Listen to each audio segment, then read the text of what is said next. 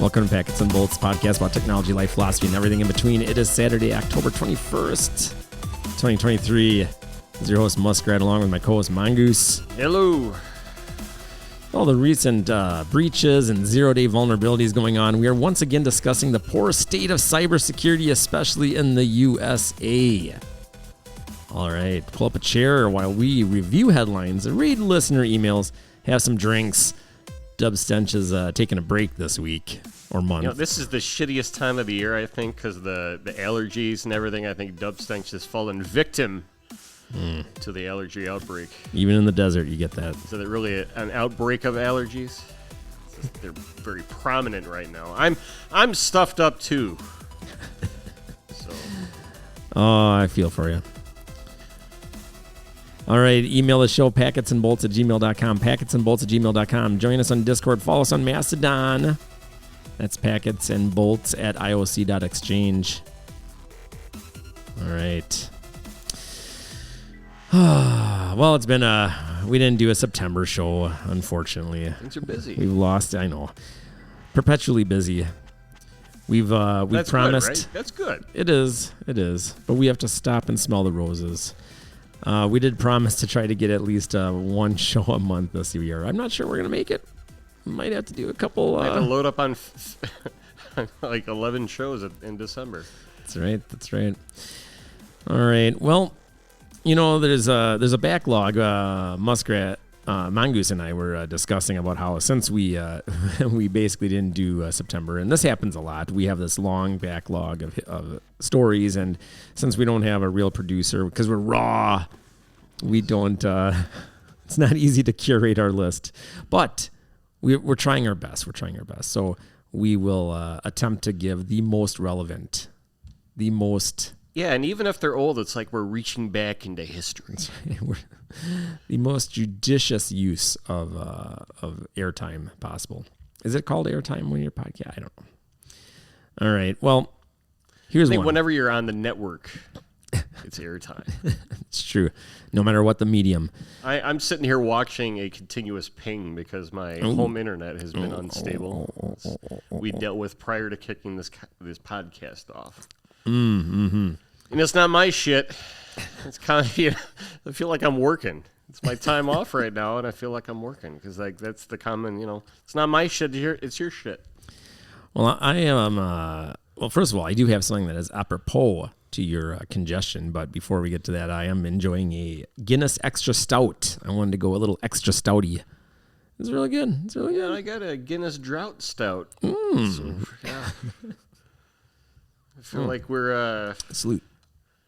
We're not sponsored by Guinness yet. No, not yet. No, we are not at all.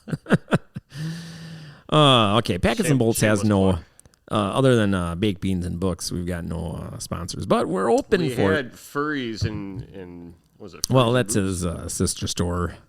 He runs, I guess. Furries wear boots. All right, so for the decongestion people or something out there, FDA panel says common over-the-counter decongestant doesn't work. And I've heard that before. Mm-hmm. You know the stuff that is in the stuff to make meth. What was that? I don't know. Do we have a chemist on the air?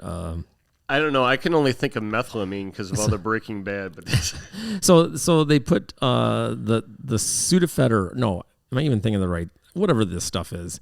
Since you're an allergies person, you'd know more than me. But they put that stuff behind the counter now, so you have to tell them your name, give them your information. Now that stuff does work.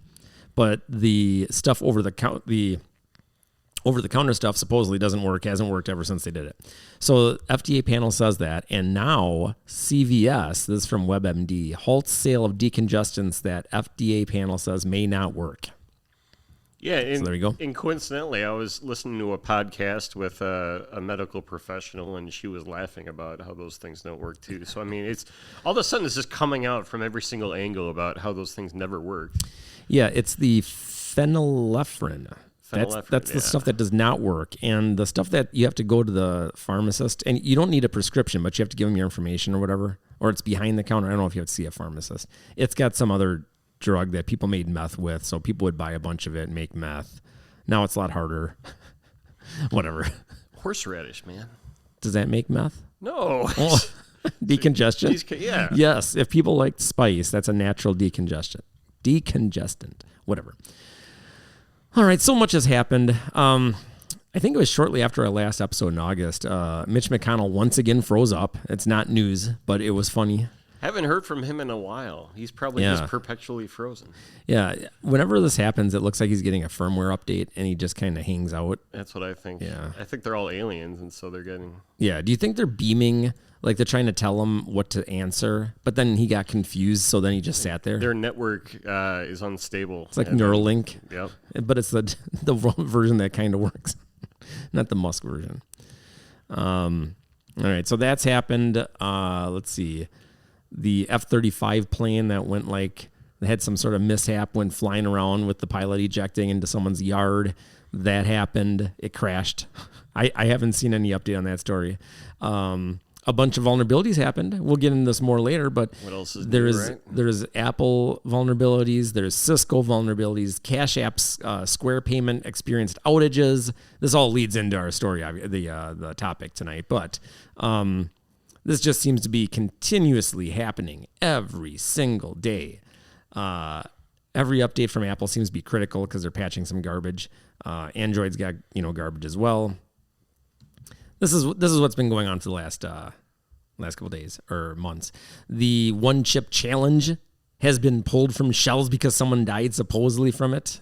Yeah, I'm sitting on a whole store of those. I bought a bunch in bulk. So was that 2022 era? That was before. Yeah, it was before the recall. Okay. So now I'm going to go on the black market and sell those for shit tons of money. All right. This has been going on for a while. This is from August, but Schedule 1 to Schedule 3 potential shift in marijuana's legal status. But there was an update in September, and basically, so the Health and Human Services has recommended the DEA to deschedule 1 and move it to 3 for marijuana. Now, the DEA, of course, they're a bunch of dicks, so I don't know if they're going to actually do that. The Attorney General could also do this, and I think the President probably could. I don't know. So I haven't heard an update on this. So the last one I saw was September, and so from what I know, they're still waiting. But the DEA likes to just grab marijuana, sell some of it, and then burn the rest, right, in a giant bonfire where they probably all get stoned. But this is how the government operates, so we'll see what happens. And of course, Wisconsin has once again submitted legal marijuana legislation that probably is going to go nowhere for the 500th time. Yeah, it'll get squashed. I don't even know why. Why do those bills always fail? I mean, they're taking it a to principled stance. They never make it to a formal vote. I think it's just sometimes they do. I don't know. They're this like one. salutary bills, and they just never make it through committee. Like if they want to bury it, yeah, so they don't go on the record. Yeah, but I think that there have been down votes. I don't know. It's really BS. We could do a whole episode on how Wisconsin's losing money to every state around us except Iowa. Like just tracking the different bills and how little progress has been made on that. Yeah, we're surrounded by legal states. It's kind of insane. All right, here's sciencealert.com. Now, I've been saying this for years. Like everything else I've said for years is becoming true. It's becoming proven, which I would have argued was proven before, but no one listened. Common plastic additive linked to autism and ADHD. Dun, dun, dun. Now, if we aren't aware that plastic is not something we should use for every single thing, well, maybe this will help you. A new study now reveals there's a difference in how children with autism or ADHD clear the common plastic additive bisphenol A, BPA, compared to neurotypical children. BPA is used in a lot of plastics and plastic production processes and can also be found inside food and drink cans. However, previous research has also linked it to health issues involving hormone disruption, including breast cancer and infertility. Yeah, but I mean, now we got microplastics everywhere, so it's all broken down. The majority of the oceans are full of microplastics. Correct. It's getting worse. And the research found that kids with ASD and ADHD couldn't clear out BPA and another similar compound called, the abbreviation is DEHP, which is diethylxylphthalate, with as much efficiency as other kids, potentially leading to longer exposure to their toxic effects. But I think this is the new norm we're looking at for humanity, at least in the Western Becoming world, plastic. Everybody's going to have ADHD because the preponderance of the plastics. I mean, there's probably other sources or causes for those conditions. Oh, I'm sure. Yeah. I mean, the toxins are everywhere. Yeah. Right. And they're trying to say that detoxification of these two plasticizers is comprised in children with ASD and ADHD. The researchers in their published paper, consequently, their tissues are more exposed to these two plasticizers. So that's what we're dealing with here, kids. Don't eat plastic. Don't use plastic. Yeah, but even drinking your common water, I mean, it's not just the microplastics, it's the fluoride, the chlorine that they're probably taking into. Oh, yeah. All the stuff they just keep pumping everyone full of. Yeah. And it's damaging. So, I mean, if you take the microplastic, I'm going off on a tangent here, but you take the microplastics aside, and you just look at the fluoride and the chlorine in the water supply, people are drinking that. You're killing off the good biome in your gut, which is affecting, a whole range of physiological conditions, and it's affecting, in young people, the hormone production, and it's just not good, man. Glass. Whatever happened to glass? Why don't we do a show on glass? Let's just do that. Well, I'm saying filter your drinking water or buy. I mean, you're probably buying shit that's just as bad as what you're pouring out of your faucet. The plastic's everywhere. You have to do like a remote. So yeah, what you're saying is like reverse it, right? So start using glass, get rid of the plastics, and over time maybe we can. Yeah, it's being someone that grew up in the 80s, as I'm sure you might remember, things were glass, and you could actually go to vending machines and they had glass that would get dispensed. Isn't that a novel concept? And you concept? Could return the glass. Yeah, that too. Centers for. Yes. Isn't that interesting? Those are the days. Yes. All right. So I don't know where there's so many things, but I do want to say this. We don't need to talk about this much, but this could be a whole topic on a show, but TheIntercept.com Pentagon-funded study warns dementia among U.S. officials poses national security threat. Speaking of Mitch freezing up, and Feinstein passed away, but she had cognitive problems. Yeah, but like the supreme lord of our government is the biggest idiot. I don't know how much you follow comedians, but there's this comedian. His name is Shane Gillis, and the guy cracks me up. And I saw a short on one of his acts, and he was talking about how at the end of every Biden speech, he turns into a Roomba. And then he does this thing on stage where he's walking around, trying to figure out which way to go. It's just Biden to a T. He turns into a vacuum. And it's so true. Okay. I can't believe the guy's running again for president. We're going to end up with... I think he's going to drop out or something. And they're prepping... when I talked to Michael Horn for the Billy Meyer thing, now he said this was not... He specifically said this is not a prediction from Billy, but he thinks that... who's the California governor? What's his nuts? I don't know why I can't remember. He thinks he's going to do it, and guess what? It looks like he is. I think I saw something. Isn't he going to enter like the primary or something after, or maybe there's just positioning for it? Because RFK is now going to go to independent. This is all weird. It's all getting weird. But yeah, he thought that was going to happen, and I was like, well, how are they going to make that? Oh, Gavin Newsom. Gavin Newsom. Okay, yeah, I'm an idiot for not remembering that. So I don't know. Very interesting. Yeah, I could see him entering, but yeah. Well, supposedly you're not supposed to do anything because the incumbent, yeah. But that's bullshit. It's never. I think Biden is both the oldest president we've ever had, and he's just completely devoid of any mental faculties. I don't know. He knows how to give the one-liners pretty good, though, right? He's always got that. Like with the Iran thing, he's like, "Don't." He just says one word. Don't. Or he could be like, "Hey, pal." How does Hey, pal, corn pop. How is the media so bad that they can't, like, when someone just gives you a one-word answer, that's not an answer. Don't. Whatever. Our media is just... Well, he's got cue cards that he reads, right? If he can actually read them. But they've probably gotten to the point where they just put, like a list of words. You Just can say this pick- one word. Like Just say something. his team's like, what are some one-word quips we can just like have him read off just to get him through this presser? That's what he needs. Whatever. All right. Let's see. The Fortnite. If you guys paid any money in Fortnite players can now apply for a portion of its $245 million FTC settlement.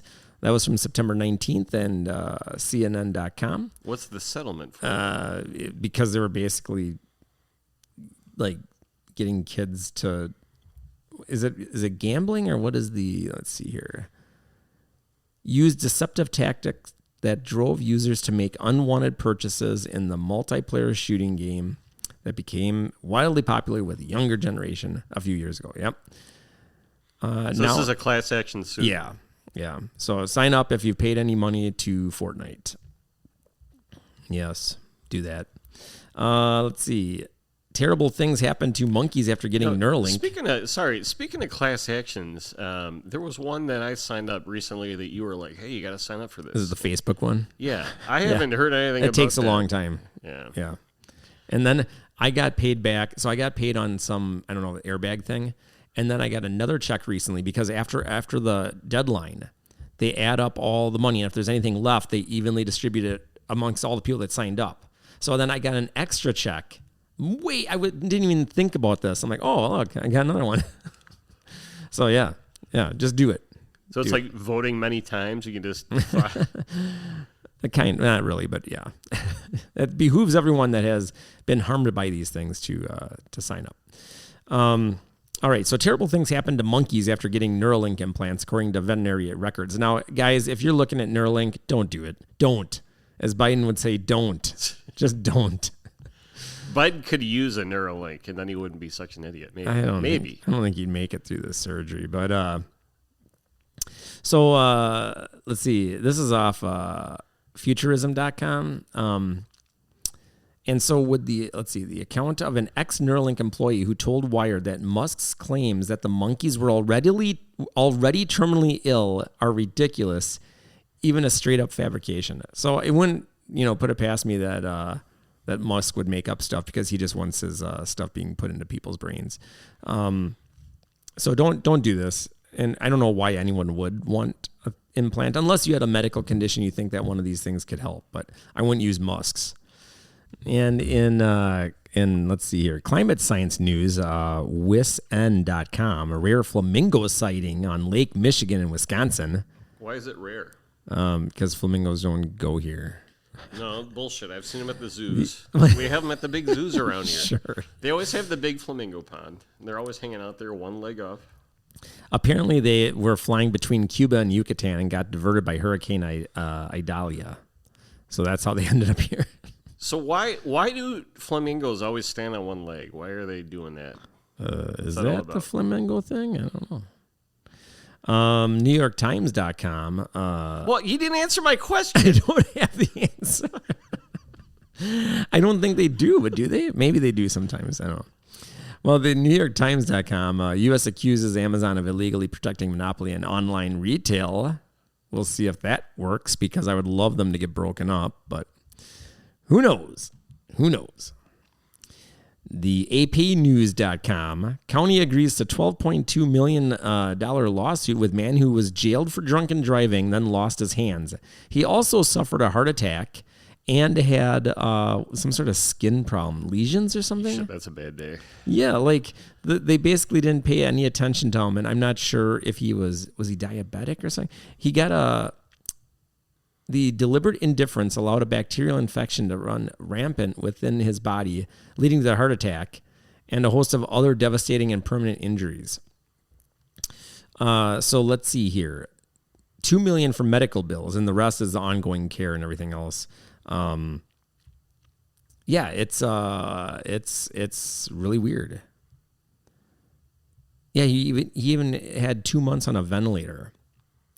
Because the jail officials failed during the 39 hours he was incarcerated to ensure he got prompt medical treatment. So, a stroke and skin lesions also all over his body. So I'm not exactly sure how that all happened. But our jails and stuff are not the best place. He was unable to stand up in the morning when a jail nurse came by. She noted that his hands were extremely swollen and he had trouble answering questions. On a second visit around midday, the nurse was unable to measure his blood oxygen level, but still did not attempt to get him emergency care. So that to me seems like criminal negligence. But by the time a corrections officer drove him to the hospital, his condition was even worse. So yeah, this is insane. We're like a third world country and it's getting worse. And speaking of poor decisions with incarceration, I guess this isn't really incarceration, but there were several officers, over 100 Connecticut state troopers accused of faking traffic stops. That's from the NewYorkTimes.com as well. So they just faked them to get some sort of, I don't know what the hell. Oh, so they had a quota and they just made shit up. I don't know. Falsified traffic stop records. Auditors found tens of thousands of apparently falsified traffic stop records. Many of white drivers. I think they were saying many who were, I don't know. This is poorly worded. They suspect the officers were trying to appear more productive. Well, this is why... So they're probably hanging out, sleeping in. Why are cops even doing traffic stops? You know what I mean? It's so weird. No, that's smart by the cops, but stupid because you got caught. Yeah, they had a record of a pattern of record manipulation. So yeah, 25,966 recorded stops between 2014 and 2021 were false, and that as many as 58,553 may have been at minimum inaccurate. But suppose they had a quota. Suppose that now illegal. Your listener going to get pulled over by the cops because now they're cracking down because the cops are just trying to protect you. They're fabricating traffic stops against the quota. I think we need to stop having cops do traffic stops. Have someone else do that. But former Appleton police officer criminally charged. A former Appleton police sergeant is accused of forging a court order in a drug case. Mm-hmm. Whatever happened to that chick that was playing train with all the cops? That chick cop that didn't she take it from 13 different cops on her? I thought I heard something about her. You should look that up. All right, whatever. And then her husband was very supportive. He stuck with her, and he's like, yeah. She has a good caboose. That's not what he said. That's not what he said. Oh, help me. Cop who banged everyone. Who banged everyone? That's what Google says. Let's see. Yeah, cop who banged everyone returned a result about Megan Hall. Yeah, that's her name. I feel that she could have a career in adult. I think so. Films. All right, so this is CNN.com. Dating app Grindr loses nearly half its staff after trying to force a return to office. Dun, dun, dun. Now, they claim it was retaliatory for attempting to unionize. So that is from September 8th. I don't know any updates on that. I guess I could look. Grindr employees return to work. Because I wonder if that reversed. Because that's half its staff is pretty big there. All right. Twitter artists are boycotting Adobe because Adobe was basically taking their work and then putting in their AI, even if they didn't opt in for that.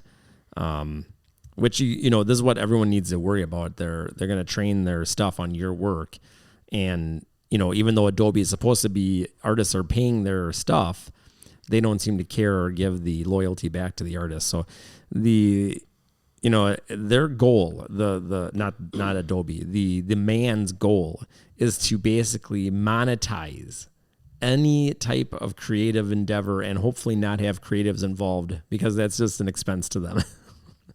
So they're hoping for a utopia in their world would be not having anyone doing anything except a computer spitting out some sort of product that people can ingest. That reminds me, speaking of online shit like that and just AI and everything, but it just reminds me today, I saw it again.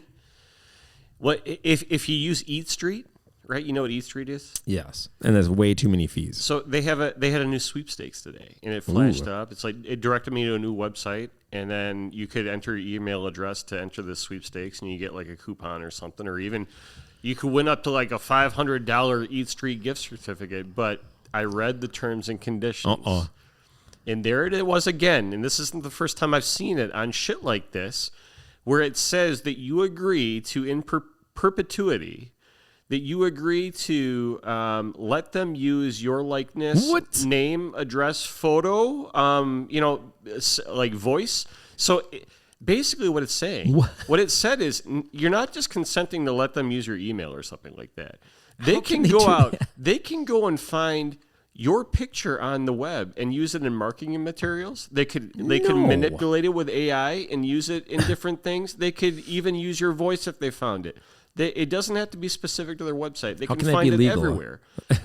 Well, it could be challenged in court, but who's going to buck up the dime? I mean, maybe it'll come to that. But the point is, you got to read the terms and conditions because it's amazing what they're asking you to sign away for a simple sweepstakes. Wow. Yeah, that's really weird. Maybe that's only if you win. No, I can't see how it says very clearly, and these things aren't hard to read. They're just you got to not be lazy. You got to read through them all because it's like you've seen it, like right? Pokemon, you gotta catch them all. But it clearly says that by entering the sweepstakes, you consent to do this. Wow, that's insane. Yeah, that's ridiculous. Remember, read those terms. It's like that South Park episode, the human. It's like it was a parody of Human Centipede, but it was Steve Jobs trying to make the iPod the human. I don't remember what it was, and it was all to get someone to read the terms of service. Anyways, livescience.com. It is biological in origin, they say. First analysis of weird golden orb from ocean floor leaves scientists stumped. Now, if you guys are familiar with Lovecraft, this kind of reminds me of Color Out of Space. It's this weird gloppy thing that kind of looks like it wouldn't be alive, but apparently they're saying it is of biological origin. So who knows what this thing is, but they found it off the floor of the ocean. So yeah. Mm-hmm. There you go. It is biological in origin. It is biological, they claim. But it looks like it would be melted plastic or melted metal or something. Yeah. It's some gloopy thing. Well, I mean, a lot of octopi look that way. I mean, they move, though. This thing's just like this. Just sits there? I don't know what it is. Yeah. I don't think they found DNA or anything, did they? I don't know how they... I'd assume that they dissected it by then. Well, I don't know how they determined it was biological. What's the name they're using? Scientists have no idea what it is, but they do say it's biological in origin. They were able to collect the golden orb and bring it to the ship. We still are not able to identify it beyond the fact that it's biological. That's what they said. While somewhat humbling to be stumped by its findings, it serves as a reminder of how little we know about our own planet and how much is left to learn and appreciate about our ocean. They should eat it. Someone should take a bite of it. See what happens. It doesn't look very appetizing. Right. Maybe it's just a condensed form of our microplastics that have become sentient. That could be. All right. Let's see. Oh, that's post-quantum cryptography. I guess we can cover this a little bit. The CISA.gov, CISA, NSA, and NIST publish new resource for migrating to post-quantum cryptography. This is from August 21st, people. Look it up. There's a whole bunch of information, and you can read up on it if you feel like it. We're not going to cover this now. But post-quantum cryptography, people are worried the quantum computers are going to crack. It's more concerning for asymmetric encryption rather than symmetric. But, yeah, that's a problem because the TLS is based on asymmetric encryption. So what's the recommendation now as far as passwords? Because last time I heard it was like 16 characters. I mean, the more the better. But now, people are trying to get. Admin Mike was just telling me he hates passwords. And he wants passphrases to be the thing, where you use your thumb or your face and then to unlock a cert or whatever. So I don't know. We'll see how that goes because I see that being a potential problem too. Because someone could easily, if they had access to your system, could easily get your thumbprint or I don't know. They could take your thumb off. That too. Is that? Or Mission Impossible, don't they? They get your thumbprint off a can, and they you could transfer do that onto transferable tape, and then it's really not that. I don't know. Whatever. Okay, music fans out there, I got two things for you. Science suggests the music of AC/DC is good for your health.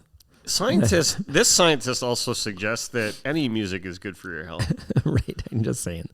And then I don't know why they did a study on AC/DC, but let's see, go.com, abcnews.go.com. The Rolling Stones will release their first studio album in 18 years, Hackney Diamonds. Have you listened to that at all? Or it's not released yet, is it? This is from September 4th, and I don't know if it's out yet. So I don't know. I have not listened to it is the answer to that question. I don't know if it's out either.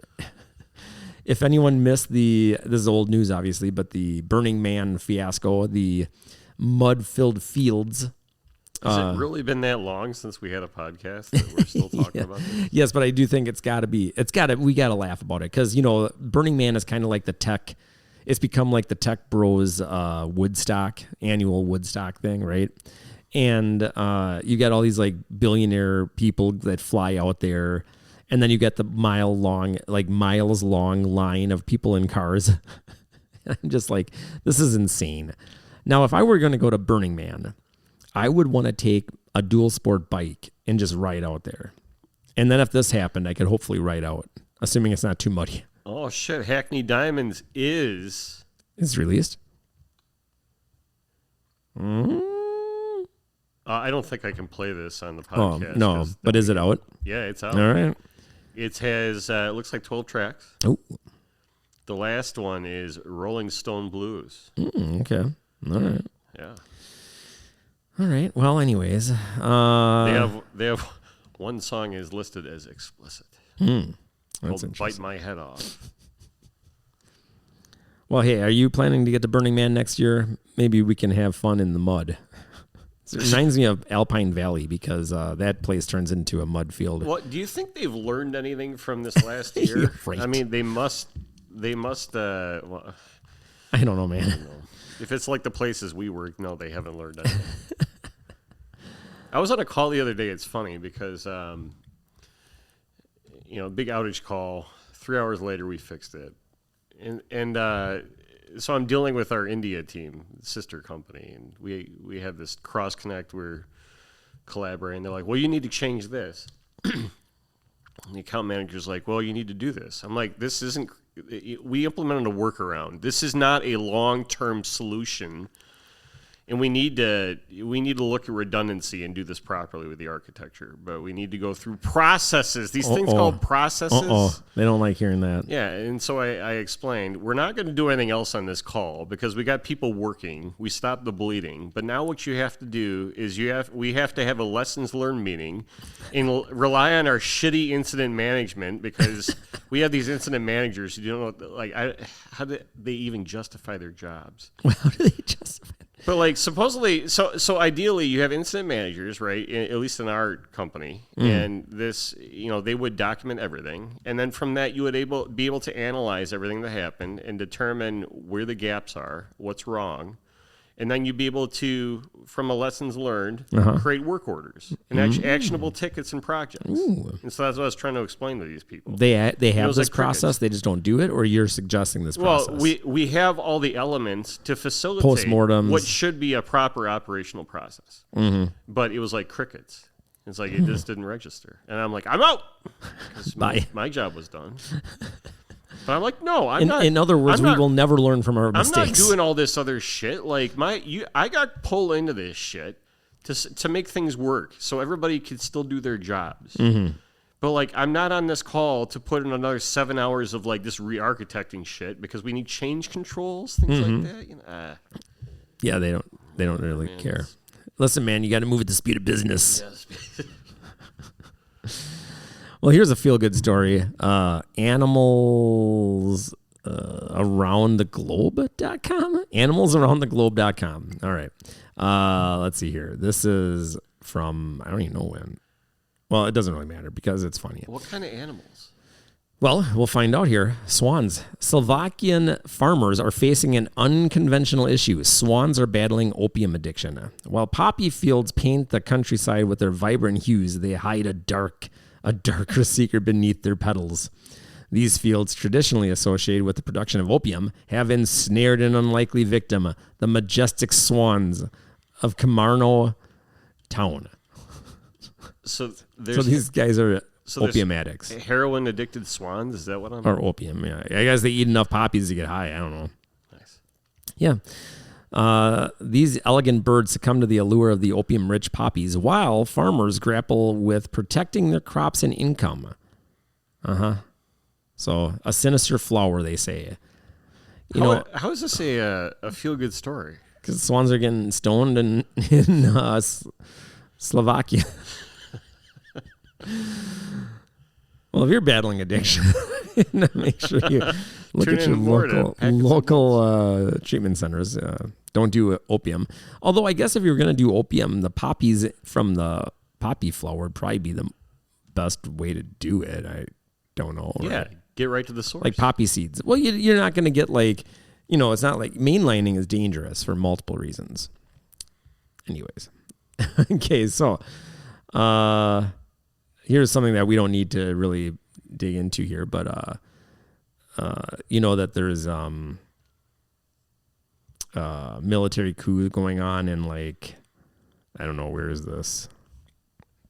I mean, there's military coups going on everywhere, right? But this Central Africa. So we're not just going to skirt around the whole Israel Hamas. Well, So we're about to send more money to Israel now. Right? Jeez. Well, we keep propping multiple countries up.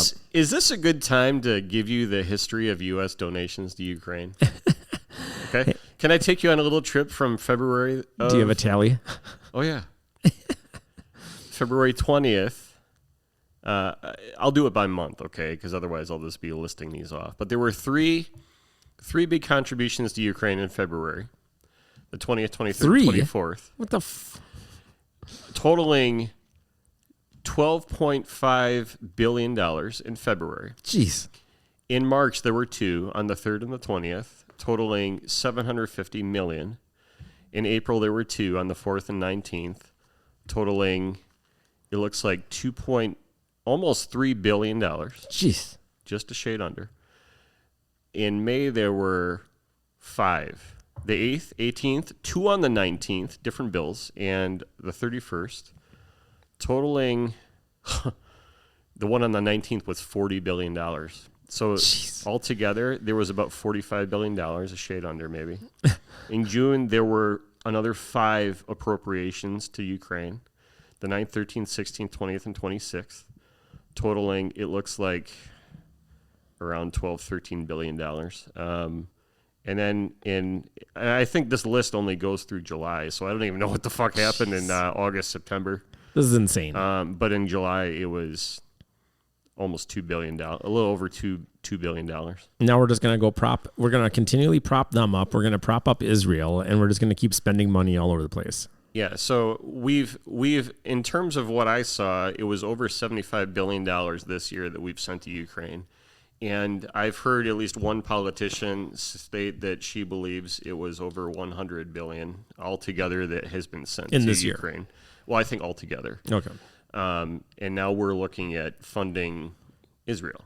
Mm-hmm. Now we always support Israel. This is in addition to that, you're saying? Yeah. That was just Ukraine. No, but Israel we always give money to. Yeah, we've done it for years. But now you're saying they're going to give even more. Well, now they're going to be funding Israel. So Israel, who has been a chronic international lawbreaker and apartheid open air prison, then gets a small the Hamas gets a small military small tiny little win. Of course, freaks everyone out because Israel hasn't been severely hurt by anything they've done for years. So they can't even believe what happened here. And now they're going and carpet bombing almost, not quite, but pretty much, Palestine and blowing a whole bunch of people up. Well, I'm going to I'm just going to give a disclaimer that I'm not pro-Hamas or anything like that. I'm not pro either. But I'm not pro-Israel, and Israel has a history of bad stuff. But they've also tried to come to the table with the Palestinians many times in the last several decades, and they never come to try to resolve it. There was Yitzhak Rabin, remember, was killed when they were on the verge of a peace. But right now, what I don't understand is how Israel and the U.S., with their combined intelligence committees, were not aware that there was going to be an army of Hamas fighters flying in on hang gliders. There's two choices. They let it happen. Or they were so hubris. But one of the two. Do you see the parallels with 9/11? No, I get it. Yeah. But here's the deal.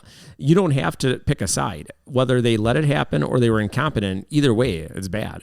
But it doesn't really matter. The results, They're funding both sides. There's that. The enemy is the people that is taking our money. There's that. And sending it. I don't know if it's just a continued broadening of the wealth gap. You know what's interesting? I saw this today, too, and I don't have the data right at my disposal here to back this up, but there are people saying that we're in the silent depression right now. I mean, kind of. It's another gilded age. The average per individual income United States citizen in 1930 in the Great Depression, adjusted for inflation, was higher than what the average is now. Mm-hmm. That's a new gilded age. We're in the new gilded and nobody talks about people, and we talked in a previous episode about, the economical terms and how they try to adjust, the calculations so that they can manipulate to say that we're not in a depression or the recession. Yeah. Like, if we were going by the 1930s terms, we're in a worse depression now. You can't get houses. You can't get apartments. Everything's getting bought up. It's ridiculous. Meanwhile, we're supporting Ukraine. We're paying their medical insurance or whatever. We're just supporting their people. Meanwhile, we won't do anything for our people. There's more homeless than I've ever seen around anywhere. And you still have people brainwashed enough to vote for either of the two shitty ass parties. The wheels of power have seized up, and they're just obeying the donors. And that's all they do. That's there's no room to help any normal person or do normal, sane policies. Yeah, it's crazy. And I'm not pro Hamas, but here's what's funny. Here's how we know our world is upside down. With Ukraine and with the Israel-Palestinian conflict, the people that have publicly called for ceasefires, politicians and stuff, have had to delete their tweets because apparently calling for a ceasefire is bad. When did asking for peace become bad? This is how nuts the world has gone. So if you call for a ceasefire in Ukraine, you're supposedly a pro-Russian because it somehow helps Russia.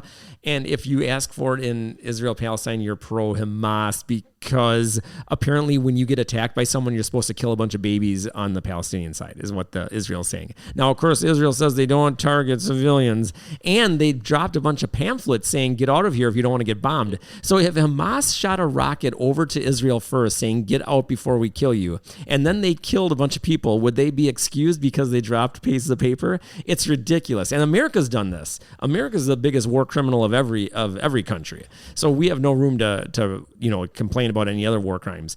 But in the Ukrainian thing, where Putin was doing illegal things, right, invading Ukraine, we were illegal invading Iraq. However, would we have stood for Russia funding the Iraqi opposition directly like we are in a proxy war?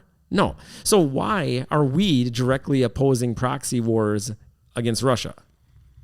So I find it interesting. The other day, Putin, he said, hey, we're sending over a bunch of, hey, we're not afraid of the U.S. and their shitty military aid. And by the way, we're sending out some fighter squadrons out to the Middle East because we're going to police this shit too. And they're going to be armed with these hypersonic missiles. But This is happening at the same time that we're sending like another carrier fleet out there, and Yeah, so I'm it's like, so bad. dude, It's so bad. this is World War III. This is like maybe 30 years too late, but this is the opening scene of Top Gun, the original Top Gun. Whereas like we got our carrier out there, like Maverick, we gotta scramble, and then there's these like couple MiG fighters flying in, and like hey, show the birdie and all that stuff. Like it's like Top Gun saw this happening like 30 years ago. Yeah, World War III is going to have to be our next podcast topic if the world doesn't end before we record again. All right. A few more things to go over before we take a break here. Possible signs of life found on a planet 120 light years away. That's from Forbes.com. I don't know why Forbes always reports on these like science things. I'm not going to go into the details of that. I like Forbes science. To continue our trend on cybersecurity problems, genetics firm 23andMe says user data stolen in credential stuffing attack. So chances are, if you were using 23andMe, did not have MFA, and were using a password from a different site that had been hacked, you might have gotten your data stolen because, they basically just try usernames and passwords from stolen lists. And apparently they do have an MFA option, so do that. This one wasn't necessarily a weakness on the site. However, I'd be curious to know how long it takes before it gets locked out because, unless they were just lucky with that many users, I don't know how many times they were trying username and password combinations, and I don't know. I don't have the details there, and I'm not going to read it because I don't care. All right, here's something that could help security. Ooh, Microsoft. This is bleepingcomputer.com. Microsoft plans to kill off NTLM authentication in Windows 11. Now, if this actually happens, it will end up being disabled by default. It could still be turned on, but it'll be disabled by default eventually. Now, we've heard rumblings of this before that never happened, so I'm actually wondering if this is actually going to take place. This is from October 13th, so pretty recent. And if they actually do, it'll be one less garbage protocol that Microsoft supports. There's 8 million more to go, but at least getting rid of this one would help. Lots of attacks use this. They basically negotiate down to NTLM if they can help it. And if anyone knows like the history, I mean, this comes from, I think it's like rooted in the 90s, but yeah, good stuff if it happens, but I'm not going to hold my breath. The Mexican UFO alien, supposedly the body, you guys seen that, right? Oh yeah, that's still going on, but people are disputing this and saying it's not an actual living thing. But didn't the president of Mexico actually say they're going to research this? Yeah, I thought they brought it onto the floor, and they're going to like their Congress. They're going to do some scientific things. Supposedly, they probably had a big movie set when they did it too. I mean, take it for what it's worth. I'm not buying any of that shit. I could care less, I could care less if the aliens come. They're here, man. They're here. Already here. I mean, our government's full of them. Well, yeah, the reptilians, yeah. We're finding them on the seafloor. They're melting into our oceans. That's probably who was talking to the guy that took an ocean dive. They're making new albums 80 years later, aka the Rolling Stones. Like, they're everywhere, man. So, yeah, they're already here. The dailymail.co.uk, this is a quote here. I breastfeed my husband. It's made him healthier and has brought us closer together. Now, this is one of the most hilarious pictures I've seen if you guys go to this article. One woman, and this is from September 13th, one woman has revealed that she breastfeeds her husband and says it has not only made them closer, but also good for his health. And I agree, breast milk is probably healthier than most things you're going to eat. Why he's doing this on the camera is because the photographer said, hey, like make a pose like you're drinking her breast milk. And so he just goes for it right there. It's so weird. It's like her blouse is just this big tub of breast milk, and he's just diving in. But yeah. Oh, there's a video down here. Is that the same guy? I'm sure you can go on to various social media outlets and find live videos of them doing it. We talked about this. There's sites where women will sell their breast milk. Now, here's the deal. I don't think it's a big deal. I actually don't think it's newsworthy. It's weird that they chose to do a story on this, but. Hey, if you want to drink breast milk, I would argue if you're drinking it daily, probably going to the source is not as efficient as getting it pumped and to a vessel. However, if you want to go right to the source. Well, and you got to make sure that your breast milk source is healthy. right? 'Cause yes. you don't want to just go to some back alley prostitute that just had a kid, and because we found actually that I was just listening to the news the other day, and they're talking about an outbreak of some type of disease that from cow's milk, where like if the cow's milk comes into contact with like fecal matter, like it could cause this. Yeah, like cow production. You're talking about factory farms. Well, my point is like just don't. It's gross. Don't get your breast milk from a hooker. Right. Or ideally they should be eating healthy and everything else. You want to vet your if you look at commercial milk production, it is way cleaner going to a human. I would probably argue even a prostitute over like what happens in those FDA approved. Yeah. Because in those cow those massive cow things, oh man, it's not good. It's not good. Anyways. Yeah, you want free range breast milk too. Yeah, right. The women. You don't want your women being stuck in like the little cattle stalls. Oh, jeez. Oh shit, that's horrible. That would not be good. Luckily, most women around here should be free range. Well, they're free range around here. All right. They like to stray. All right. Well, that's our headlines for Saturday, October 21st, 2023. Email the show packetsandbolts@gmail.com, packetsandbolts@gmail.com. We are going to take a quick break. We're not going to do a cocktail today. We're going to do a beer that I haven't had. I don't know if Mongoose has. But we'll be back. We're going to take a short break. And we'll be right back.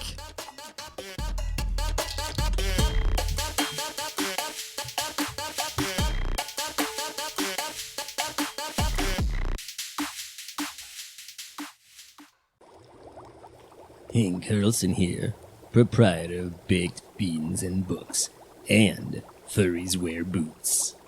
Did you ever wonder how many bites it would take to get to the bottom of a giant vat of baked beans? Well, I tried it once, but all the beans kept collapsing in on the hole I was making. I ate the whole vat.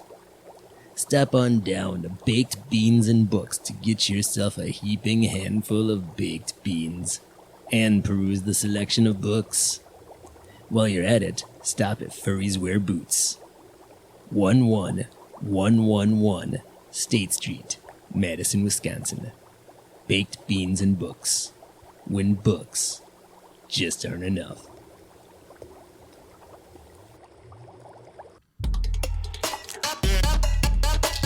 And we're back. It is Saturday, October 21st, 2023. Email the show, packetsandbolts@gmail.com, packetsandbolts@gmail.com. All right, today we are talking about cybersecurity. We've talked about this many times before.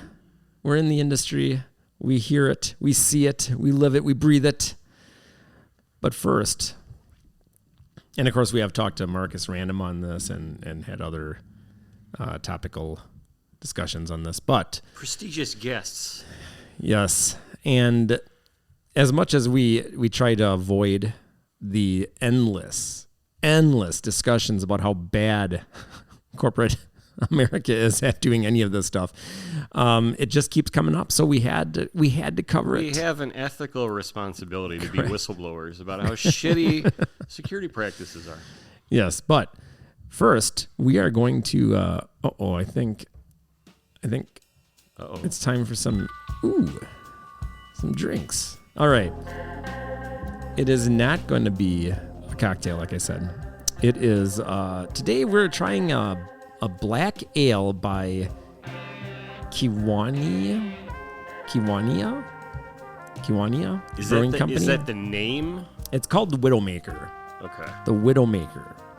And Kiwania Brewing Company, Michigan. It looks like Kiwina. Oh, shoot! I was confusing with what was the city? Kiwani. So there's like a city in Wisconsin called Kiwani, I think. Kiwina. We can't make a habit of this, because we may have international listeners that want to know. This is Michigan. What kind of drinks people are mixing, and we're bringing up beer reviews. That stuff. It's like we're rubbing our listeners' faces in it because. It's like New Glarus. Everybody wants New Glarus beer, but you can't get it unless you're in Wisconsin. Yeah. Well, this is Michigan. and I've never heard of this place before. And I was looking for interesting beers, and I do like darker things. So we'll see what happens here. But this is, the Widowmaker. Let's give this a shot here. I'm gonna open it. It's nice. Yeah, it just, flies. yeah, everywhere. it just blew all That over happened the to me place. when I did mine too. All right. It's good beer.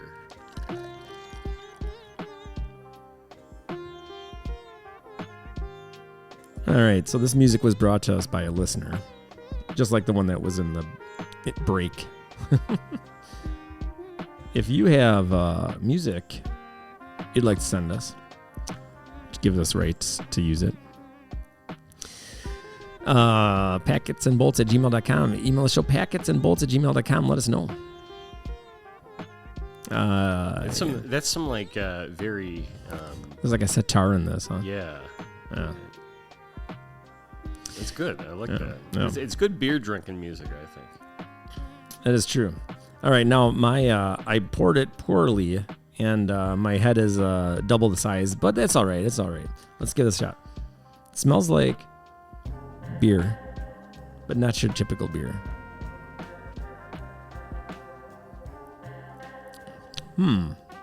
Going from Guinness Extra Stout to this, it's quite the change. It's not bitter. I'd say it's smooth. Definitely smooth.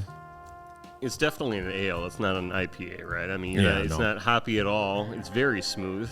The aftertaste is good, and I personally I detect like hints of, let's say, cherry. Definitely, I'm sensing some cherry there.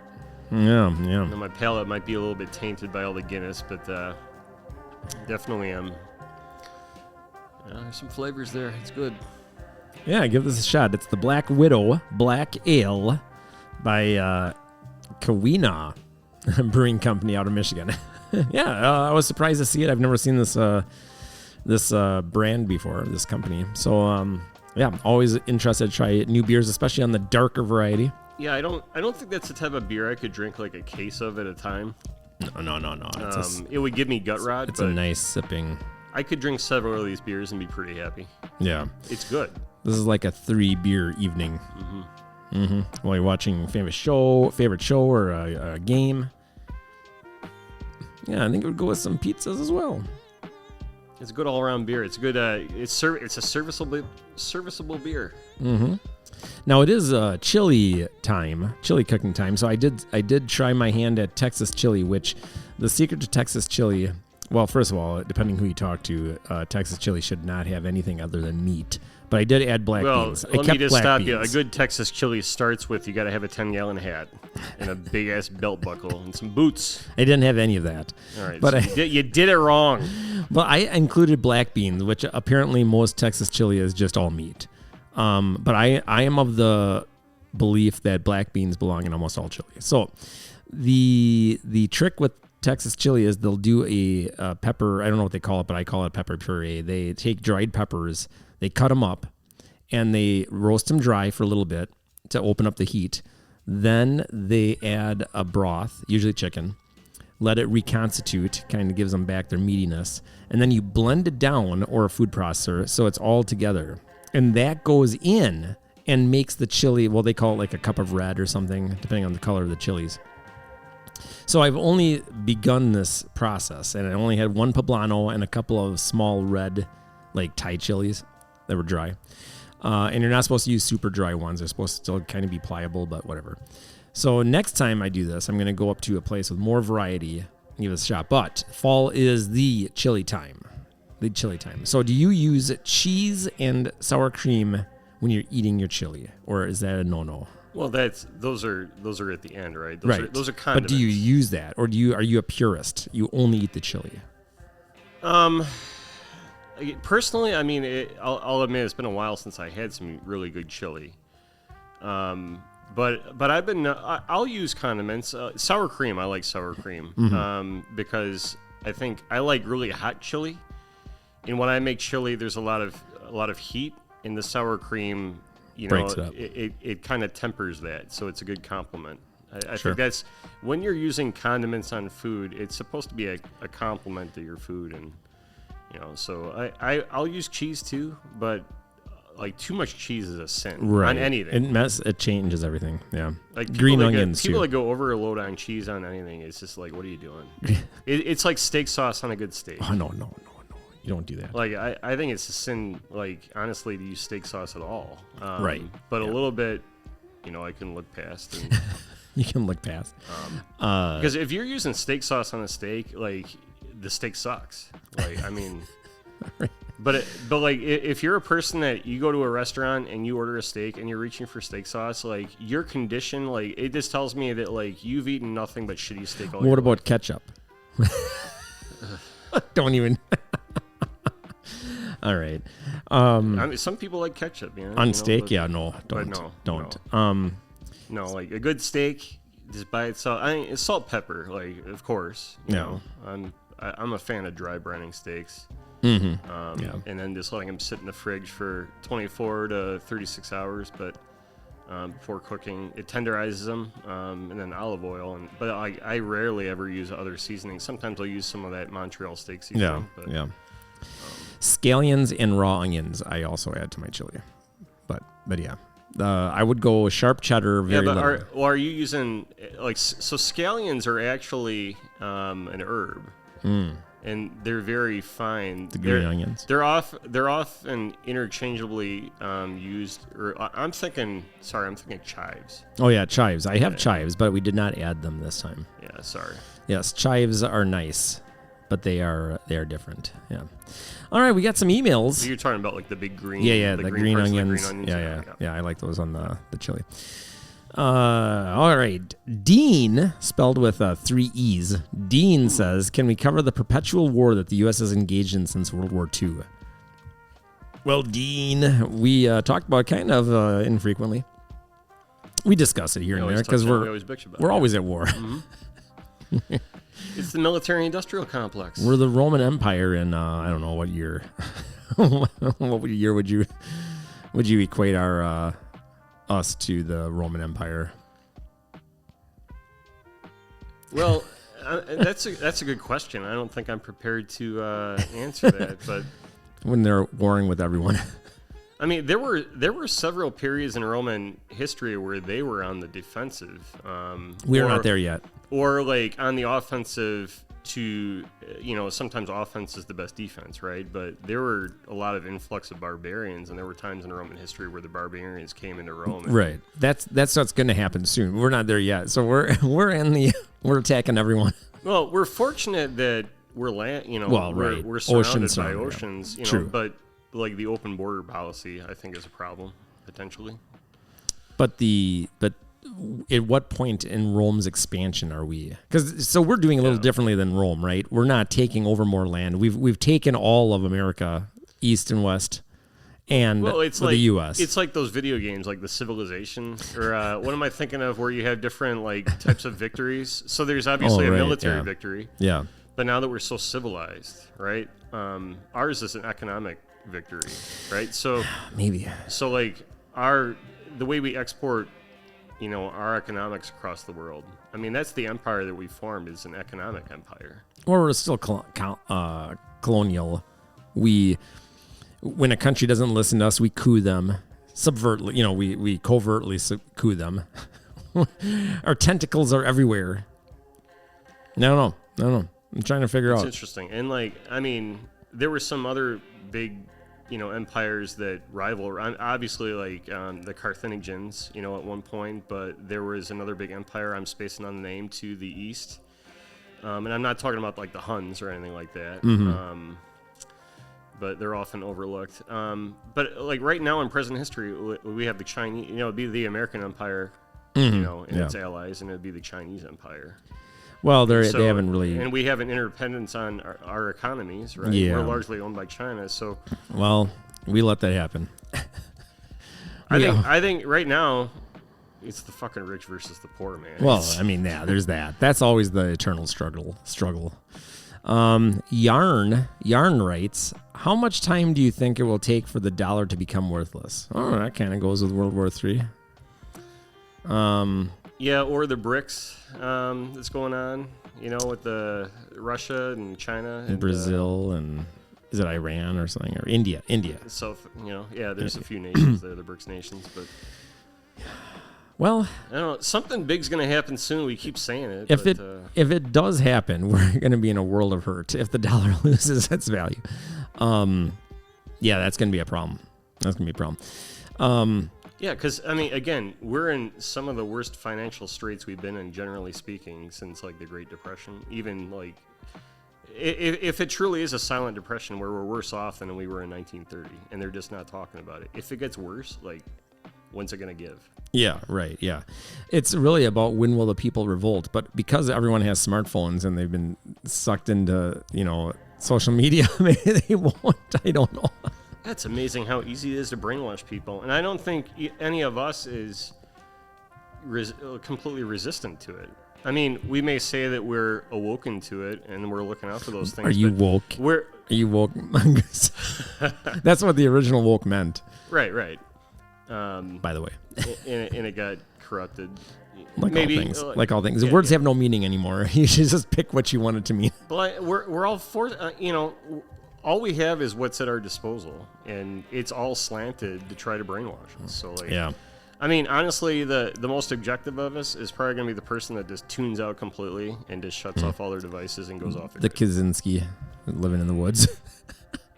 The Henry David Thoreaus of the world. Thoreau. Oh, to have a Walden Pond nearby. Where did he even get the Walden? Did you just find one, or was it a friend's? Or? Oh, he was. I don't know, but he was I think that was in Pennsylvania, area. But he was one of the transcendentalists of the 19th century. But his peers were Emerson, but Emerson didn't go to the extent that Thoreau did, where he went off the grid. They were talking about the same thing and exploring the same ideals, but Thoreau actually went off the grid for Well, when you say off the grid for that era, it means totally different than what it would mean now. Right. Most people back then could actually live a little bit without support, whereas most of the population in America would die without modern conveniences. Pretty short. Well, you see, an internet outage. Even here today, I'm like, what the fuck? Fuck you, Spectrum. I got Spectrum services, but generally, the internet goes out in a region and people can't get to their Facebook. I remember 10 years ago, people freaking out because Facebook was down. Oh, jeez, yeah. Or Facebook is trying to bury documents, we talked about in a previous episode, and people are like, I can't get to my Facebook. The world is ending. Yeah, it would be nuts. Dude, go camping in the forest for a weekend and just leave your devices at home. Yeah. Fuck. Yeah, and don't sleep with your phone in your room. Can we agree? You need to keep the devices out of the bedroom. Now, the Thoreau said that he disdained. Well, maybe I'm using too strong of a word. Farming or gardening because it pitted him against nature. Because he then had to worry about the bugs and the birds and everything that was going to eat his stuff. So he would have rather, gathered. But anyways, all right. Last email. Zatar. Z-A-T-A-R. Zatar, I don't know. Join us among the stars. This will make us most happy. So, here we go. Do you think he's from the planet that the Mormons claim that God's on? What is that planet? Oh, shit, man. I gotta look this up. I always forget, but... Collab. Do you think that's where they... So it says, I just Googled Mormon's planet. Google says, this is according to Wikipedia. Collab is a star or planet described in the Book of Abraham, a sacred text of the Latter-day Saint movement. Yes. Okay. Joseph Smith, blah, blah, blah. Papyrus, and it translated from an Egyptian papyrus scroll by Joseph Smith. So wait, I thought the angel spoke to him directly and got that. I don't know. Oh, the angel's reading the Egyptian scroll. I don't know. Or have a show on Mormonism. Or maybe they helped translate it to him. I don't know. Sure. More at that, but whatever. Yeah. Well, everyone need Mormons. If you want to look at the complete, thorough history of the Mormons, watch the South Park episode. By the way, there's a South Park episode coming up. We probably should have talked about that in the headlines, where Disney was going to take legal action they're basically ripping. It's called like Into the Pandaverse, and it's talking about it's like race and gender swapping all of the South Park characters. Disney's not happy. And did you know that Mickey Mouse is going public domain in January? Really? Will there be another law? It would be very tight timing for them to get something through to extend copyright. I know there was some big Disney anniversary that just came up. I heard that in the news the other day, but I'm not sure what it was. All right. Well, those are the headlines. Saturday, October 21st, 2023. This is email the show, packetsandbolts@gmail.com. Packetsandbolts@gmail.com. Find us on Discord. Mastodon. Yeah, I created an account on Mastodon. I haven't been on there since. Oh, geez. Are you following? I'm not techie enough. Are you following Packets and Bolts? I'm not sure. All right. Here's a quick recap before we get into the discussion today. And again, we're going to focus on the weaknesses of the industry while not really diving into the failings of development. However, it's related. And one of these days, we're going to have a developer on to talk about why things are so bad in the software world. But that would require us to have more time to look for, to reach out to guests. But what we can tell you right now is here's a little excerpt that I did not add to the headlines. The Looney Tunables new Linux flaw enables privilege escalation on major distributions. Okay. That was from October, or early October. Backdoor firmware lets China state hackers control routers with magic packets. That's September 27th. Caesars ransom attack linked to MGM, tens of millions paid to hackers. MGM resort breach is costing the casino giant every minute after a hacker gang known as Black Cat infiltrated them in 10 minutes using an employee's name and a phone call. Again, the weakest link. And then, well, we don't want to just rely on that. But here's another one. Cisco security appliance 0 Day is under attack by ransomware, and this is from Firepower, right? Is that the Firepower one? This was September 8th, and this is the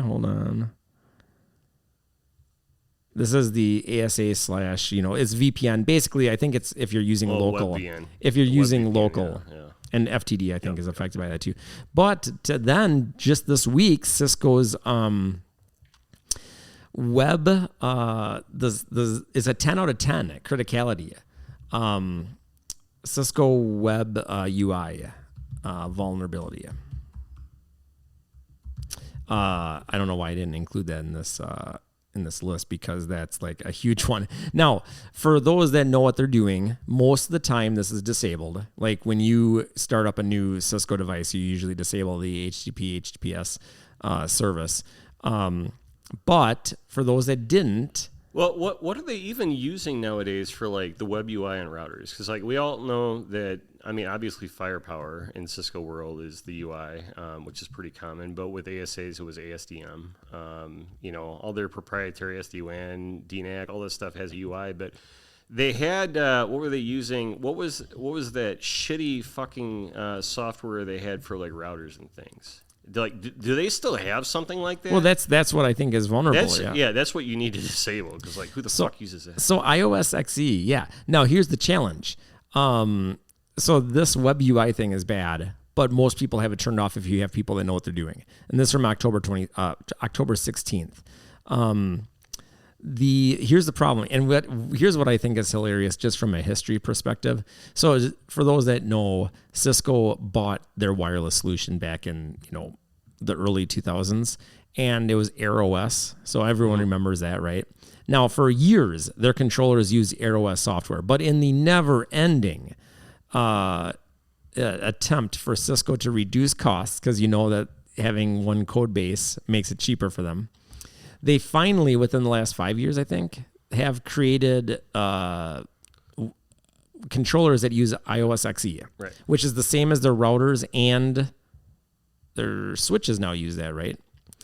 So, yeah, well, I mean, it depends on the platform. Well, the newer ones, I think. Because I mean, you still have Nexus. Not Nexus, yeah, not Nexus, yeah.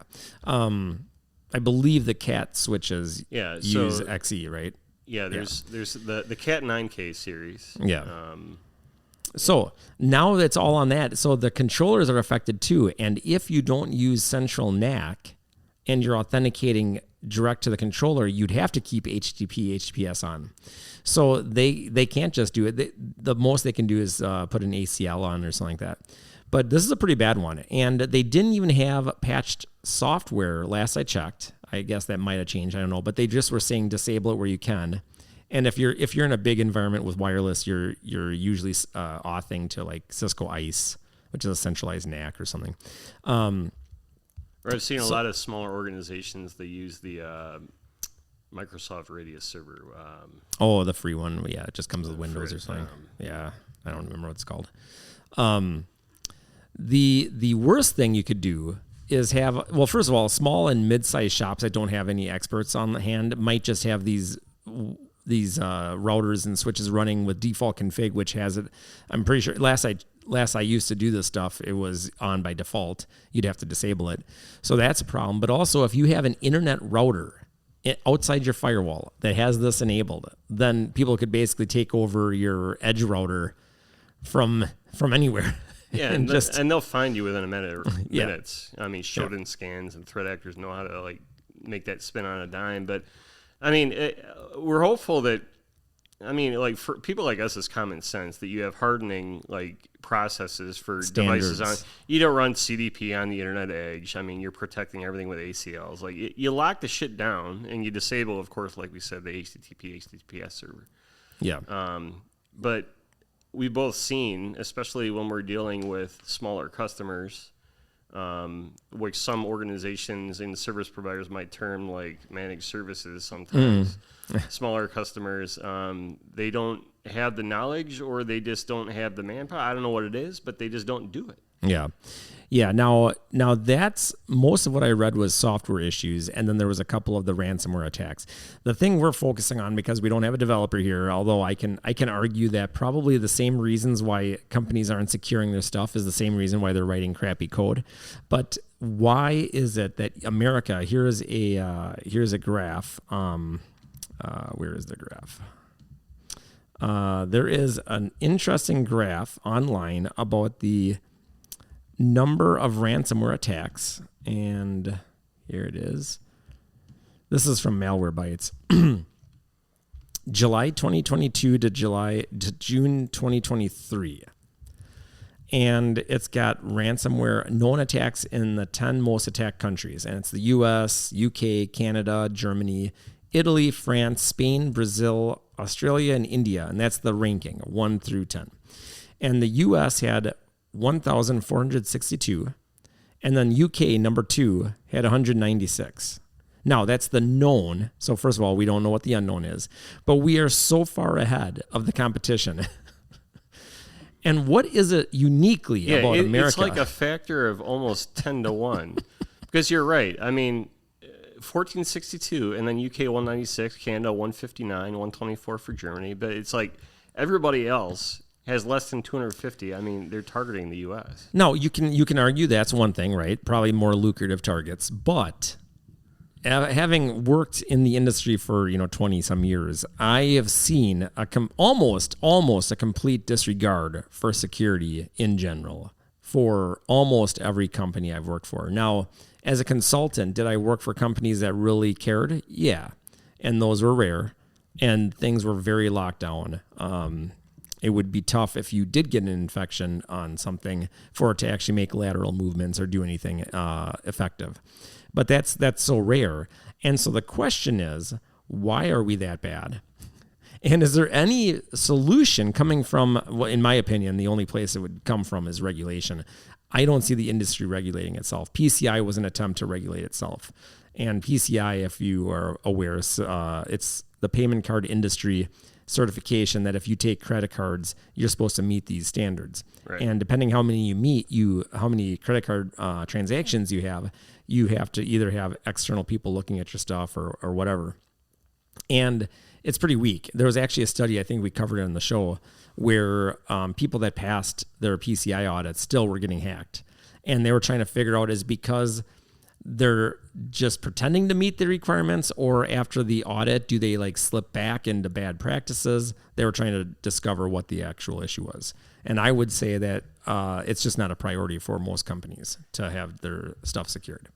Well, I mean, this graph aside, and just a side note, I've been thinking recently about how poor we are at looking at data collectively as people, as analysts, I guess you could say, and actually drawing conclusions from the data. There's so many, like our interpretations of data are so poor, and that's like fallacious reasoning, right? But I think the thing I see most prevalent in companies nowadays is they're too concerned with, and I think we've spoken this on past podcasts, but checking, just completing the audit and passing the audit and just getting the bare minimum done. Correct. When it comes to PCI, you hire an auditor to come in and like basically do the audit, and then that's how you get certified. But you're responsible as a company for hiring the firm that comes and audits you. Mm-hmm. But like a lot of companies don't realize, and I know this firsthand because I asked those questions when we were preparing for audits, is like, why aren't we working with the auditor who we hired to try to get insight on, the different, the criteria for the audits and understand how we can be more secure as an organization? There was always this shroud of secrecy. We can't tell the auditor this. Don't say this to the auditor. Make sure that if you have questions or, you're only reporting up through this one or two people because they're the only people that should interface with the auditor. Yeah, it's like, it's so paranoid. Yes, they are. And it's like, there should be, you should be fostering, and I agree, there should be processes when you're meeting and working with the auditor, but there should be more of a spirit of working with these people because they are super willing to help you. They're not out to screw you.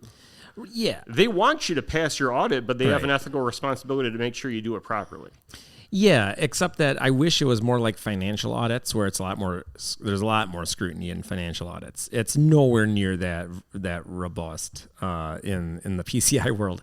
And, ISO is a little better, but, the really high security ones are, the higher level NIST and things like that. But even ISO, I think, would be better because the problem I have with PCI is there's like PCI zones. Because it's like, where's the credit card data? And if there's no credit card data, you get to say, that's not PCI. So then you in my opinion, this is insane. Like you just don't secure it to the same level as PCI. And PCI is not even that strong to begin with. So I like to equate it to like jails and banks. Okay, so think about those. Those are physical security zones, right?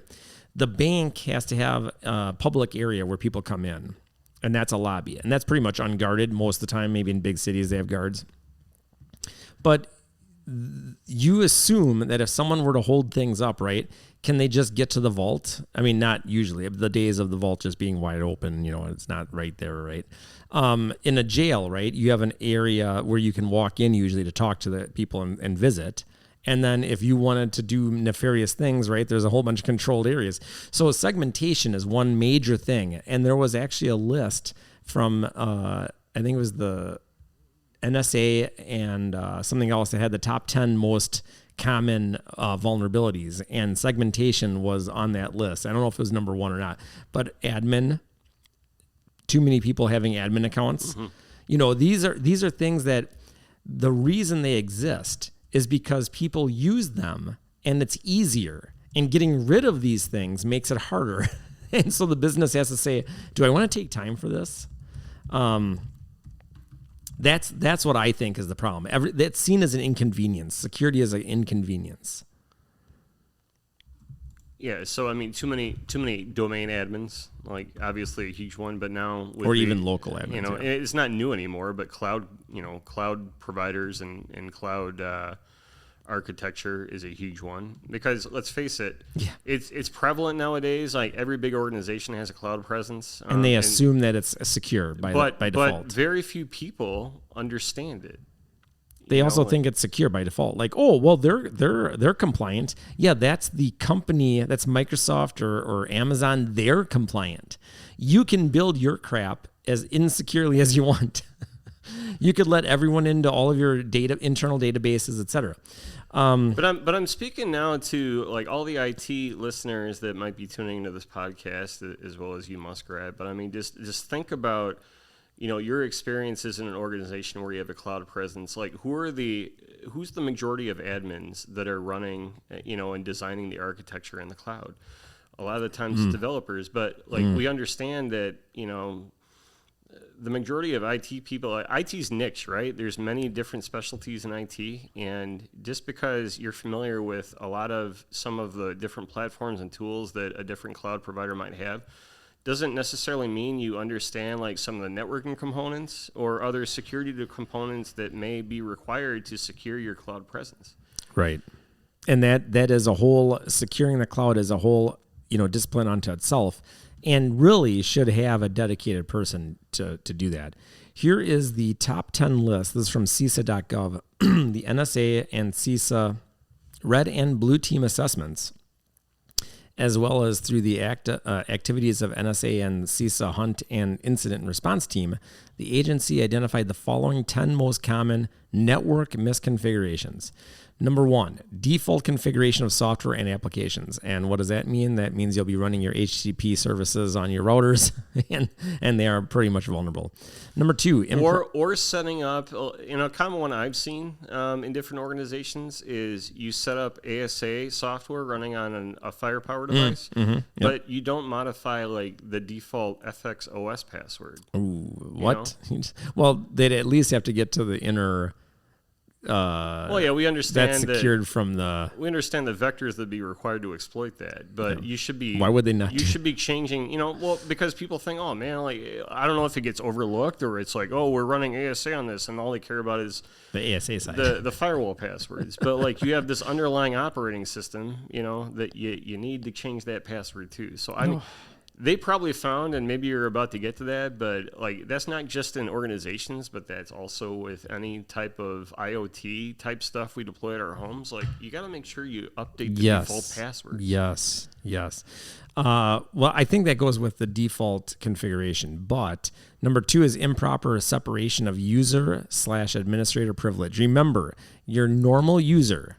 And most organizations, well, okay, I shouldn't say most. A lot of organizations have started to do this within the last 5 years that I've seen, that your daily driver user is non-privileged. And then you have to elevate yourself with a different user. Right. But not everyone is doing that. But I have seen at least a trend, so that's good. Agreed. Yep. 3, insufficient internal network monitoring. They just don't know what's going on inside the network. They're more concerned with the outside. Or people buy 100 different tools and they don't leverage and they don't have properly. anyone using any of it. I mean, I worked for a company where at one point I lobbied the manager of my team. I said, we need a project instantiated to really consider the gaps in our monitoring strategy, and then also how we leverage the tools that we have to fill in those gaps and make sure we have a comprehensive list of processes for our monitoring. And so, I mean, I still think that was a good idea. Was it perfect project? No, but there were a lot of insights that were gained from that, and I think that that's something that organizations fail to do a lot. Oh yeah. Like a lot of the time, it's like, oh, we need this tool, and you get it, and you garbage in, garbage out. If you don't take care of it, it's a pile of shit. It's just a money fucking dump. You're just losing money. Yes. Back to the magic button. They want the magic button that fixes everything.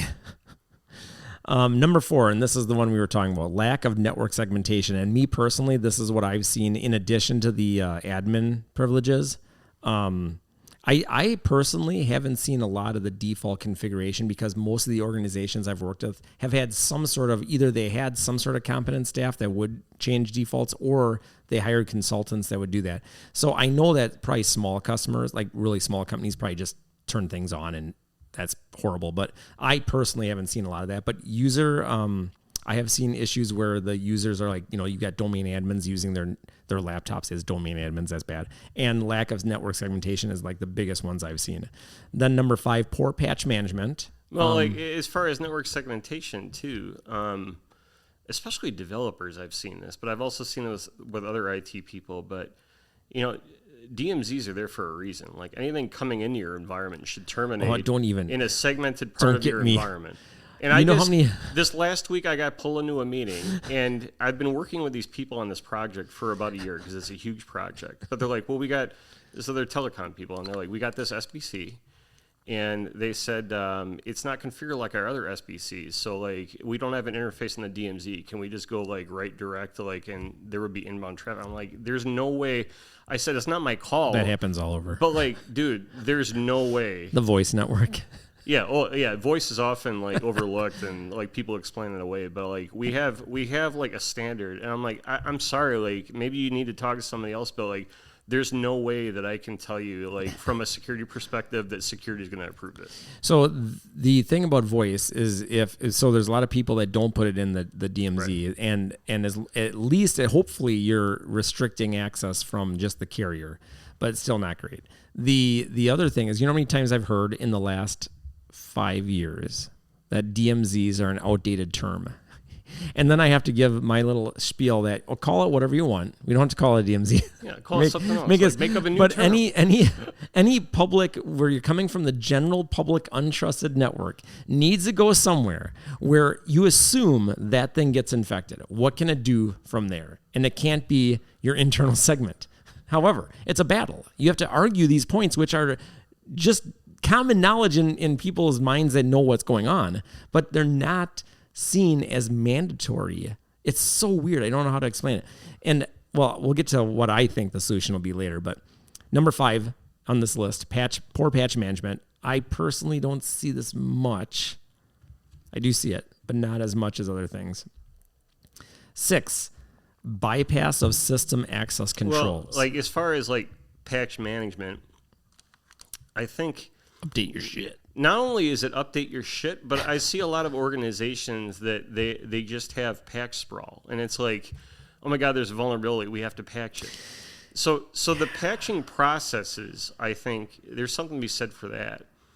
And like CVSS scores, I've always lobbied that you should have, because like, you're very much in the security right now, right? So you're familiar with the base and the temporal scores, but there's an environmental score that's left up to organizations to qualify their controls and safeguards, and then that can be a manipulator to adjust the score, right? And right. A lot of organizations I've worked for, they only address like criticals and highs, but there's enough of those to go around. But how are your safeguards, because... I've noticed, when I've gotten into larger organizations, it's not practical all the time to be patching everything when a vulnerability comes through, right? So I would argue as long as you're patching regularly, that fixes most things, and then highs and criticals can be addressed properly when they come, as long as you have a reasonable SLA to do that. The environmental score I've never seen anyone use personally. But that would involve them having enough of a process to be able to address that. I enjoy talking about that. I know the last company I worked with, we had some extensive conversations, and a lot of those were based around like, well, how do we maintain like our need to do all these other projects and stuff with like we didn't have a very large workforce, like our team wasn't big enough. Yeah. And so you start having these conversations about, well, like, we don't have to be patching everything. If we can qualify our safeguards, like, we can justify not only to the security people, but also to the auditors that these are not as critical as they may seem. Yeah, you can rank them. Yeah. That is something that a lot of places don't do because that requires work as well. So, right. AKA one of the root causes of this. Number 6 is bypass of system access controls. How many times have we seen that where, you've got some sort of control in place, but then they put a bypass because it needs it to do whatever they're doing either can't work because it's a limitation, or they feel it's too onerous on them to make it work. And so they bypass it. The simplest of those is just maintaining like fucking certificates on your critical tools. Like, how often do we just get like, oh, like this site isn't trusted, and just like, we're gonna go. Yep. Self-signed certs. Yep. Or like emails, like, organizations, like if you want to protect your staff against like, phishing. I mean, it's not foolproof, but if you're getting an email from somebody high up in the organization say click this, Yeah, I know. If it's signed with know. a certificate that you're trusting, like you have a better feeling about clicking that. Well, that would be one thing. What I think is funny is when organizations give you security training telling you not to click email links, but then they send out a thing saying, here's some training or here's a survey or something, click this. And it's like, why don't you put this on like a website that people can click? Of course, it's because a survey, they're doing unique identified URLs. It's not anonymous. Of course, yep. Which Anyway. we were just talking about before. Yeah. Yes, for those of you in corporate America, when you get an anonymous survey sent to you, chances are it's not anonymous. They lie. They always lie. All right, now, number 7, weak or misconfigured multi-factor authentication methods. So, of course, the biggest weakness is SMS, because that's not true.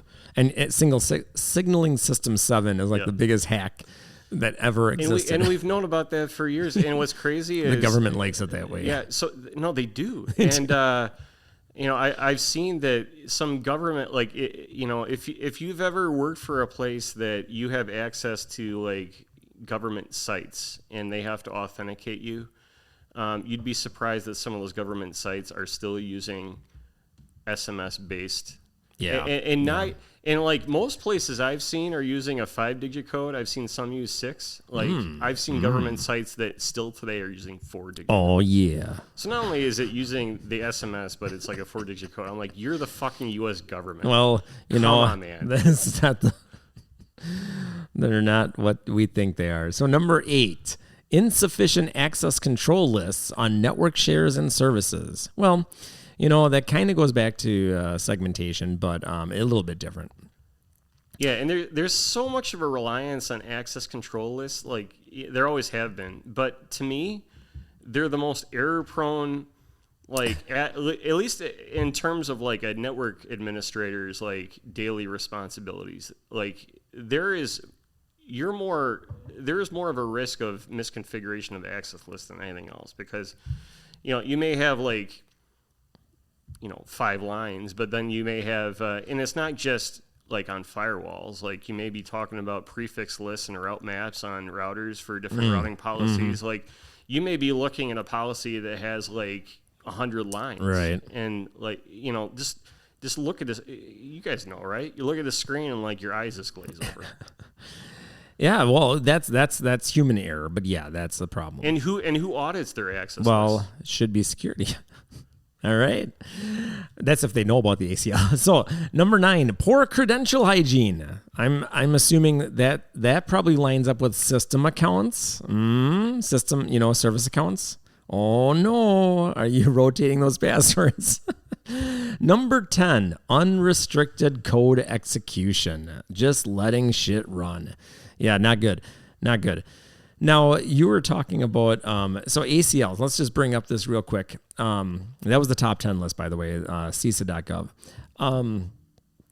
So one biggest thing that very few organizations do, but is one of the best ways to secure your routing and network infrastructure, is infrastructure ACLs. So it's I with a small I and then ACL all in capitals. And this is a concept that is very, very much not done a lot. But when you do see it done, it's usually service providers, internet service providers. But all these vulnerabilities to the Cisco, like HTTPS and stuff, if you didn't remove HTTP config and you had infrastructure ACLs, then you would at least ensure that the only thing that could get to your router's management plane would be whatever your management networks are. So then your management network would have to be compromised before you could get your other stuff compromised. But almost no one does that. No, I disagree with that. I mean, all the organizations that I've worked with, at least the bigger organizations, have had that. Now on other devices. I'm talking about infrastructure ACLs where you're not just securing the HTTP by putting an ACL with that. You're securing every interface on the router and saying the only thing that can get to the management plane is our management network. Okay. That is less common. Yeah, so that, like, in terms of like a router, that's possibly the only way to lock down on a per interface basis, like management access to a router. Because I know that I did a deployment at one company where there's the VTY That's where a lot of places do VTY ACLs. That's common. Yeah, but if you want to limit it to a specific interface, you gotta secure it on a per interface basis. Yeah, but most places, what I'm saying, I haven't seen it done a lot. So you're saying that a lot of places you've seen where I was originally talking about just like securing the HTTPS or the SSH access with access. What you're saying is like I'm securing interface on a per interface basis. Right. What an infrastructure ACL is, you put it on, like, let's say you have two 10 gig interfaces. One's going here and one's going there. On those, you'd have a standardized ACL that says management traffic, your management subnets can get to the router itself. That's permitted, and you deny anything else, but you're allowing it. You have to allow all the data packets through, right? So this is the problem, because it's not like a firewall. So what people don't do is it's a kind of you have to just do a little bit of analysis and figure out, like, how do I permit most packets to flow through the router, but anything going to the router is denied except for the management networks. Now, it makes it easier if you have a jump server or, multiple jump servers for redundancy, because then you just need to allow the jump servers and your monitoring tool to reach your routers, control your management plane. I think that's like a dark corner. Maybe that's not the right way to term it, but like we know with firewalls, and I think it's critical for bigger organizations that you have a tool like two that I've worked with personally are Firemon, and Tufin is like a competitor, but very much smaller. But where they can perform audits on, an access list on your firewall, and it can offer recommendations for tightening that based on the traffic patterns it's seen over a given period of time. And that type of auditing, I think, is necessary to, maintain security, but also improve it. Because sometimes it's not practical when you're on a project to say, like, well, I'm going to, especially with CDNs, if you're connecting to something externally and an application may have all these different content, like, delivery providers or, networks that have to be part of that communication to make it work. And then the vendor, the customer is like, I don't know, just figure it out. Well, yeah. Sometimes you got to start more permissively, and then you have to tighten. And this is just your routers and switches. This can be done, but it takes some time. But what I'm getting at is that I don't think there's an auditing tool like that I'm aware of that can give that level of insight into like router interfaces and things like that. So like, hey, where is my management traffic coming into the router? How's it hitting? Like, what do these patterns look like, and offer recommendations to. Yeah. So like I said, in my experience of organizations I've worked for as a consultant and everything else, there's only been a handful, and the one I'm thinking of the most, which was probably the most lockdown environment I've known, was one where I don't know for sure, because I didn't do a lot of stuff, so I didn't log into their routers and look at stuff. But because of all their other weird, very tight security controls and the jump server, you had to get to the jump server, and only the jump server could reach their infrastructure. I'm assuming they also had infrastructure ACLs, but I don't know. But if you do that, you're pretty much bulletproofing your network infrastructure, unless your management network gets compromised. And I'm assuming you would secure your management network very well. And then, of course, there's in-band and out-of-band management, which Facebook either doesn't know, from their massive outages they had, or purposely acted incompetent so they could delete data. Don't know. We don't know. Muskrat, very simply, like if you're an administrator and you don't want to deal with this, you can just get Cisco and DNA Center and SDA and implement security group tags. I'm sure that's going to help. I'm sure that'll not leave any holes. It's just like zero trust. Someone brings up zero trust. I mean, I'm not against zero trust, but if you don't implement zero trust properly, you're still going to have the same holes.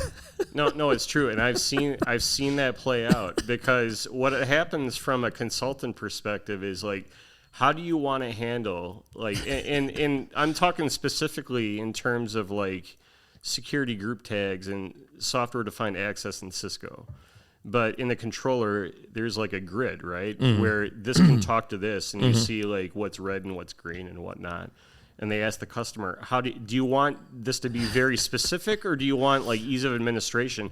And then they'll say one thing, and then like as time evolves, and it's bad. an inconvenience. And they can't log and in. they start approving shortcuts, Everything. and the next thing you know is that matrix is just blown to bits, and your zero trust model is just a pile of shit. And for the listeners that are not technical out there, zero trust is, as the name says, you don't trust anything, theoretically. However, to make that work, you have to know what you should trust. And because one of the root causes of why things are so bad in especially America, but corporate entities in general, is no one knows what's supposed to do what. Because as some people have coined the term, I think it was Ken Knight, the age of incompetence is upon us. No one knows what's going on. So because you don't know what should talk to what, you end up just allowing a lot of shit, and then it's not zero trust. Yeah, nowhere is that more true than the IT sector. Yes. Business IT. Yes. So before we get to the end here, what are the solutions? Because everyone's always like, oh, Muskrat Mongoose, you complain about everything, but where's your solutions? Well, I have a solution. Part of it comes from Marcus Random, because I think he nailed this down in the 90s or the early 2000s. Why don't we have building codes for information systems? Dun, dun, dun. You have to have a licensed electrician and plumber, etc., do things for buildings. Why don't we do that for technology? He nailed this 20 years ago at least, if not more. But when's that going to happen? Now, his whole argument was it's not going to happen until more people die due to the hacks. I don't know when that's going to take place. So what you're saying is, instead of NIST publishing guidelines, that they should have force behind them. There should be... The organizations are going to be fine. If you're a certain size, you should actually, first of all, have to employ someone that's licensed to do things. If you're small, you can just hire a contractor who's licensed, who actually does it and gets it inspected by someone. Now, when's that going to happen? Marcus Random had said in his article from 20 years ago or so, that it's probably not going to happen until there's more deaths associated with these hacks or these, problems. I don't know if that's true, because, the electrical world, he was analogy to the electricians. Anyone used to be able to wire houses, and guess what? A bunch burned down. And then they're like, oh shit, maybe we shouldn't just Bob, Dick, and Harry go and sell services wiring up houses when they don't know what they're doing. So then there were standards published, and you can't just go and sell your service to wire a house. Maybe that's got to happen. Well, it's hard enough. I mean, maybe you're just talking specifically about security people, but it's hard enough finding qualified people in IT to just do the work. They're going to have to get trained. Like, we have a major deficit in in IT talent. We do. And it's crazy because, in theory, we have this up and coming generation, Generation Z, and like they're more tech savvy than any kids have ever been in the history. Technical. But like, we still can't. No, they use technology more. They're not more technical. Yeah, well, agreed. Just, and you've interviewed a lot of people. The talent pool sucks. Yeah, and that comes directly from the fact that as technology advances, it becomes easier to use. And when something's easier to use, you get less people that actually know how it works. And when you get less people that know how it works, you decrease the amount of skill set, and that's unfortunate. I don't know how to fix that, other than you should give someone like a 4-month, like one of the college classes should be 4 months of you sitting on MS-DOS, and you have to make this video game work with 4 megs of RAM, and you have to tweak all the stupid settings I have to tweak. I think that's what made this generation of technical people, other than, obviously the people before us that learned on different things. But most of my technical stuff as a kid was trying to F with my limited RAM usage between expanded memory, extended memory, freaking, oh my gosh, device drivers, IRQs. Swap files. Yep. Those are the days. The dip switches. Those are the days. The dips, yeah, yeah. Or jumpers. Kids these days, they don't know the struggles. Well, yeah, and I've tried to get that. I've tried to get people. So I taught, as you may or may not know, for 10 years or so at the tech, and it was every progressive year they got less technical. But that's not the actual problem. Security sucked way before this. It'll suck way after this. I think the biggest problem is the focus on the wrong issues. Profit and only profit. Security is a barrier. Agreed. And you haven't heard The Last of Us on this subject. I think they see security as a barrier to profit. But guess what? You could be more profitable if you're not paying all those cyber criminals. Well, you know what? They're trying to make paying ransomware illegal. We'll see if that helps. That only America would figure that as the solution. Hey, just don't. You can't pay them anymore. Don't fix your shit. Just don't pay them. Tune in here for your latest ransomware news. Yes, we are hearing the chimes. This is Saturday, October 21st, 2023. Packets and bolts. Remember, everyone, keep packing those bolts. Until next time, see ya.